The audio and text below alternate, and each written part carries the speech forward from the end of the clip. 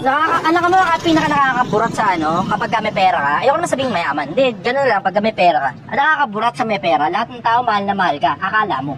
Hanggang mawalan ka ng pera, tsaka mo lang malalaman kung sino yung mananatili sa'yo. Akala mo gusto ko ng mga tao? Hindi, gusto nila yung pera mo. Chester, ano, kailan ba tayo gagasos? Chester, kailan ba tayo magpapasaruli ng bar?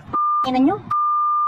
Kayo, mga linta, nakadikit lang sa'yo dahil sa pera mo. Pero pag walang involvement na ililibre mo sila, bugod na kumakagilap mo yung mga na yan. OFW, danas na danas yan. Pag nasa abroad sila, lahat. Biglang kamag-anak nila. Kahit yung mga hindi sila pinapansin, nasa Pilipinas sila. 100 piso lang, pamasahe lang, papuntang agency. Hindi sila mapautang. Tapos ngayon, nung nasa abroad, nangungutang 5,000 mga rito sa Pilipinas. Pag hindi pinautang, galit pa mga wala kang utang na loob bigla. Wow! Samantalang nasa Pilipinas, ni 100 piso, hindi kayo makapagpairam.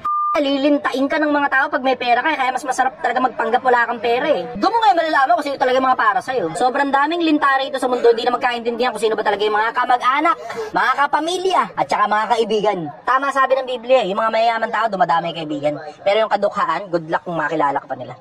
Woo!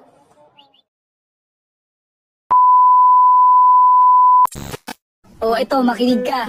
Huwag mo na subukang pakisamahan pa ulit yung mga taong minsan ang siniraan at pinag-usapan ka. Mga tao na minsan mo nang pinakisamahan ng maganda pero ikaw pa rin ang masama. Mga tao na ginawan mo ng mabuti pero hindi mabuti yung binalik sa'yo. Isang maikling video pero malaking paalala para sa'yo. Huwag mo nang pakisamahan yung mga taong minsan ka nang siniraan, pinag-usapan at hindi ka sinuklian ng kabutihan kahit naging mabuti ka naman. Keep safe and follow me.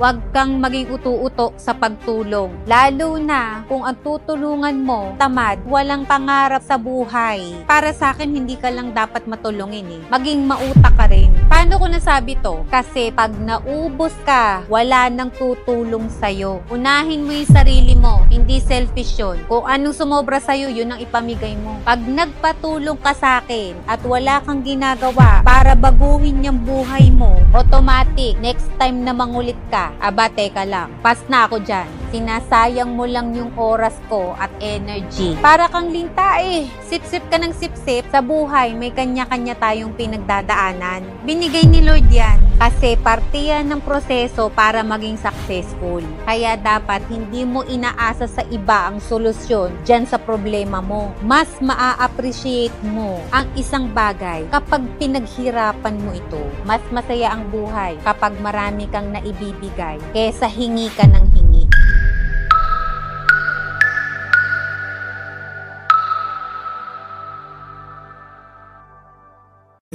Sadyang napakadali sa ibang tao na dumisan ang iyong pangalan, ibuli ka at bastusin ka. Subalit kung lumaban ka o di kaya sumagot ka, ikaw yung lumalabas na masama at sila yung biktima.